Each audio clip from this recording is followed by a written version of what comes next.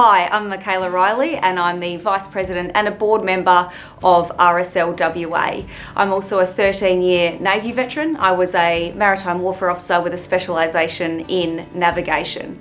I'm really excited to be here today to talk with Ben and Tim about transitioning from the military to civilian life and some of the experiences that I had during my transition from the military. Miquela, g'day. Thanks for having me, Ben. Awesome, no, it's our pleasure.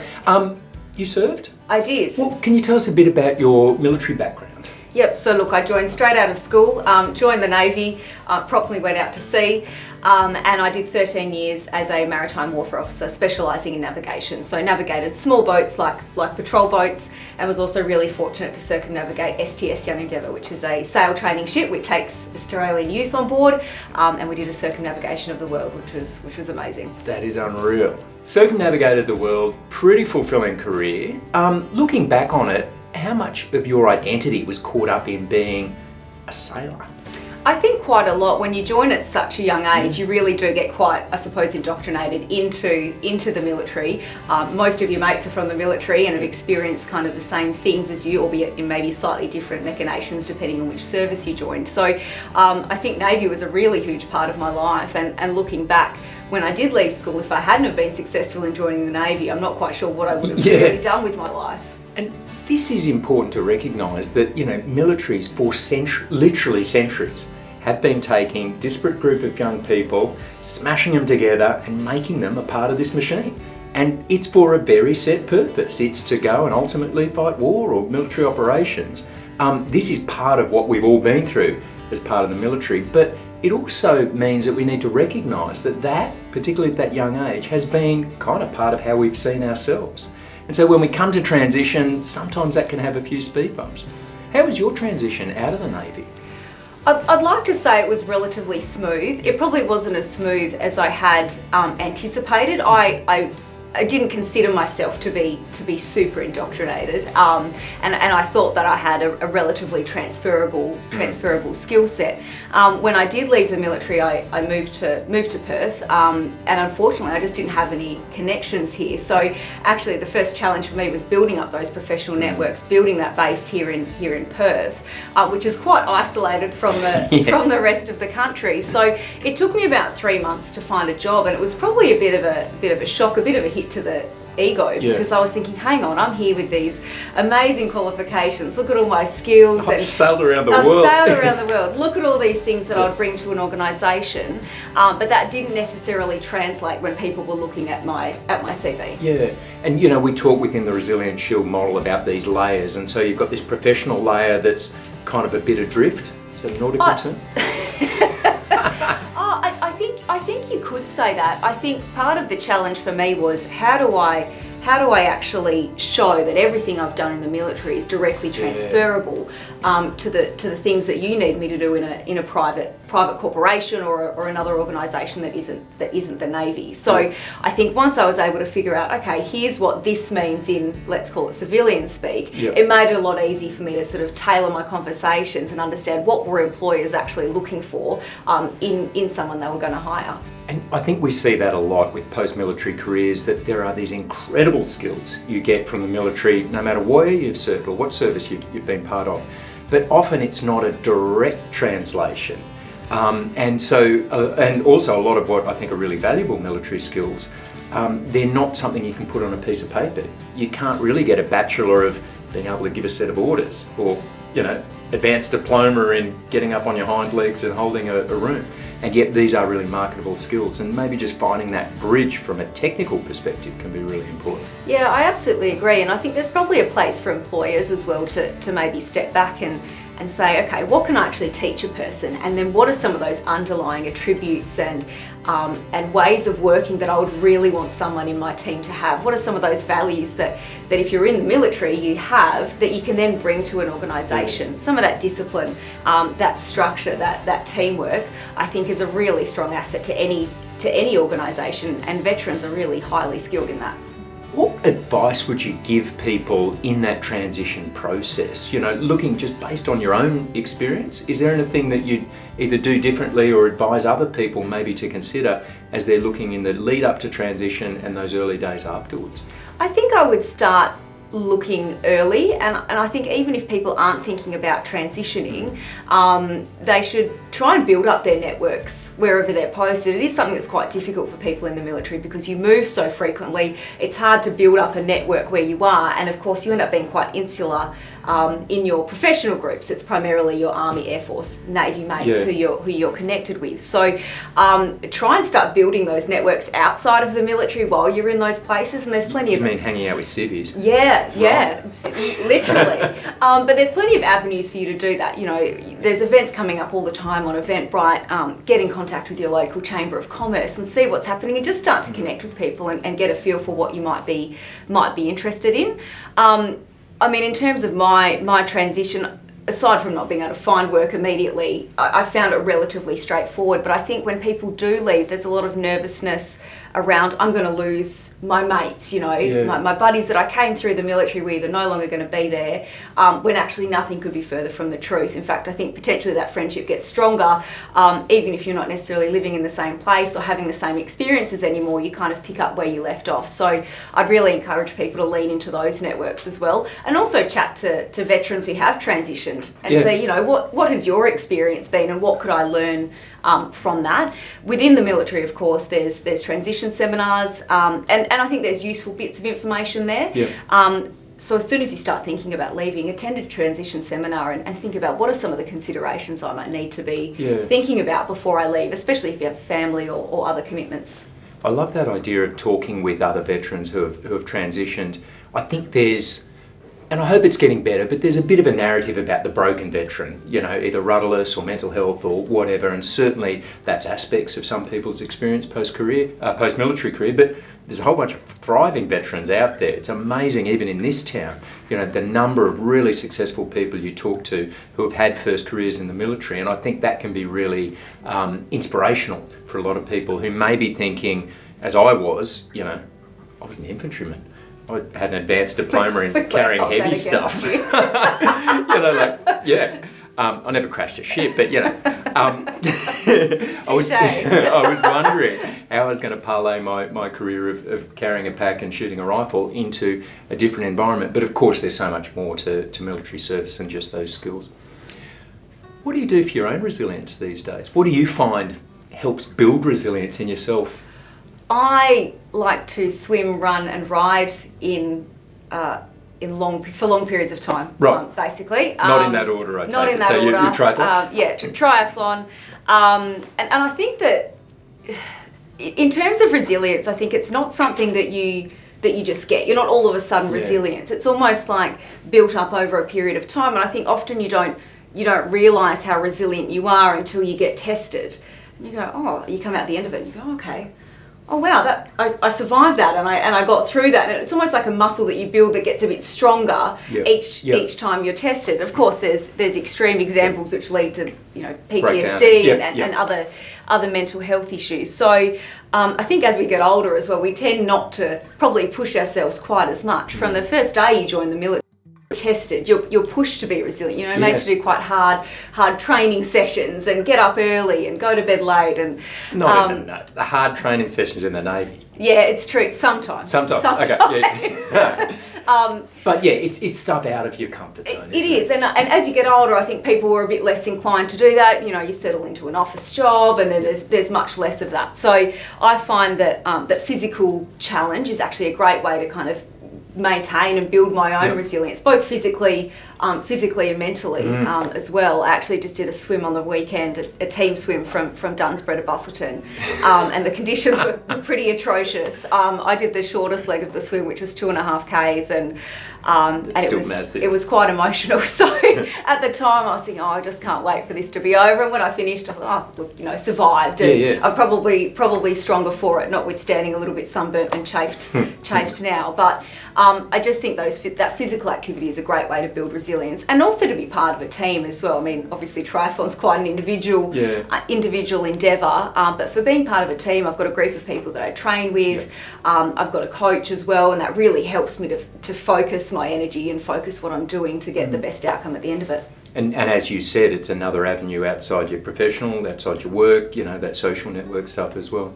There's a wonderful saying, something along the lines of a comfortable life is a slow death, and I really like that sort of idea that we do want to be just nudging ourselves and getting a little uncomfortable, and every now and then think, God, do I have to swim another kilometre or whatever? Yeah, just to try and sort of build up. I think resilience in many ways, as you've alluded to, it's almost like a physical muscle. You know, it is perishable, and it is something that we can build over time by slowly challenging it, breaking it down, building back. Those kind of concepts can be really good.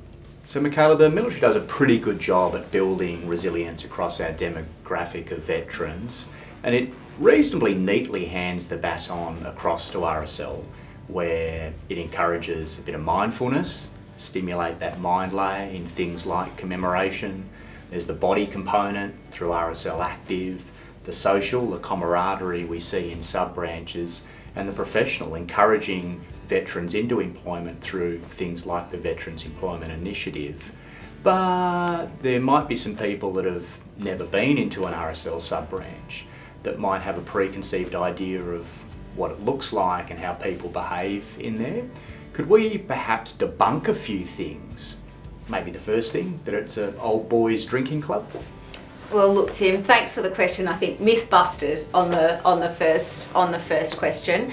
Absolutely not an old boys drinking club. There's a lot of reasons that people join the RSL, whether it be in WA, in Queensland, in New South Wales. Here in WA, we have a really strong focus on recognising that that veterans have differing needs and requirements. If you want to grab a beer with your mates on a Friday, then you can do that. If your needs are somewhat different, or the things that you want to get involved in aren't that, then that's fine. As you mentioned, there's a whole range of other programs like RSL Active. We're already finding that's attracting a new generation of veterans to come in and spend time with the RSL, doing something that is a little bit different to what they might normally do. For example, hitting a ball at the driving range, doing some pottery, doing a kickboxing class. And then we've got the Veterans Employment Program as well. So again, that's totally focused on how do we get veterans who've recently left or thinking about leaving into meaningful employment. So myth absolutely busted, not an old boys drinking club. That said, there's probably a little bit of work for us to do in terms of our female representation. So across the board in the military, females make up around about 19% across Navy and Army and Air Force, give or take a few percent at any given time. At RSL, we're about 9% of our members are female. So we've obviously got a bit of work to do there in encouraging female veterans to join. And part of that is understanding, well, what is the lived experience of female veterans? Recognising that's probably going to be slightly different to their male counterparts. Women in the military are pretty much in the minority most of the time. What does their experience look like? Especially noting that women will often take time off to have children and pursue other things so they can be with their families, generally a little bit more than what their partners, their male counterparts would be doing. We also need to make sure that we get increased female representation, because if we're not, then we don't have an organisation which is leveraging the talents of the cohorts that are out there. So how can we make sure that our organisation is actually really resilient to move into the future? We're actually appealing to a whole range of people, regardless of whether they're male, female, whether they served in an active conflict or not, or how long they served in the military for. And so in terms of programs, we're trying to appeal to those people that have served in Navy, Army, Air Force, perhaps have seen service in other nations as well, and we're trying to work everything from the apprentice who got out just after their apprenticeship all the way through to someone who served 40 years. How does the RSL do that well? I mean, there's some commemoration components, there's the camaraderie, but do you see there's something for everyone? I think there is. Again, I think there's always room to improve, and I think at RSL we're always looking to improve. I think you should always be continuously improving whatever you're doing as an organisation. But I think you're right to your point. Look, we've got the commemoration. Probably we see a lot more of our older members involved in that, and I think purely a lot of that is a time component. People generally have a little bit more time as they get older. They're potentially retired or semi-retired, so they can commit time to organising events around Remembrance Day, Anzac Day, and some of our other some of our other conflicts. But then you look at some of our other programs, really have quite a high representation of more contemporary veterans. The examples being the RSL Active program, the Veterans Employment program, and in fact a lot of our younger members are members of our central branch, so not necessarily out at a sub-branch but based in the city. They feel like they have a little bit more flexibility there with their membership in terms of what they can access, while still being able to go to any sub-branch that they like, particularly if it's located in their geographical area. Yeah, great. And we've got over 100 sub-branches, RSL sub-branches in WA, so there's something generally reasonably proximal to every veteran. Yeah. Question number 2, maybe this is myth number 2. I've never served in Iraq or Afghanistan, so I won't be made to feel welcome. Look, another myth, absolutely busted. I think I can do that. Look, I think we know that previously RSLs maybe haven't been as welcoming as they could be. I think we saw that in the Vietnam veterans. I think the World War I veterans were a little bit mistrusting or suspicious of the World War II veterans. I'm not quite sure where that comes from, but I certainly don't think that that's the case now. RSL welcomes everyone, regardless of how long you've served, regardless of where you served, whether it was in Australia or outside of Australia. Everyone actually has a role to play in serving our country and contributing to the Defence Force that we have today. And if you had a blank canvas, looking forward, what would you hope to achieve in RSL?